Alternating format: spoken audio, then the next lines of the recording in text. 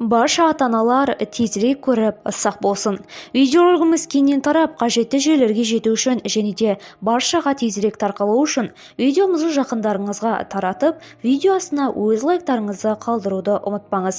Павлодарда 7 жасар қыз жоғалып кетті. Іздеуге Вита еріктілері мен жергілікті тұрғындар қосылды.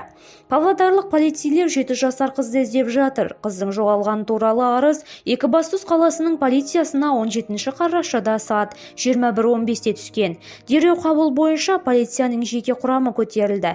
Баланың жоғалып кетуі туралы ақпарат жергілікті чаттар арқылы тарқатылды. Іздеуге Вита еріктілері мен жергілікті тұрғындар қосылды. Полиция сағат 16:00 шамасында 39 жастағы әйел 3 баласымен демалыс күндері ауылдан 15 шақырым жерде орналасқан шаруа қожалығындағы жұбайына баруға шешім қабылдағанын анықтады. Қызы Милана онда барудан бас тартып үйден шығып кеткен. Ауыл тұрғындары қызды ауылдан 1,5 километр қашықта орналасқан бөлімшеде көрген. Полиция осы факті бойынша қандай да бір ақпарат болса, 102 телефоны бойынша хабарлауды сұрайды. Давидова Милана 2015 жылы туған. Қоянды ауылдық округінің Бесқау ауылындағы мектептің 3-ші сынып оқушысы. Бойы 128-130 см, дене бітімі арықша келген. Көзі қоңыр, шашы ақшыл.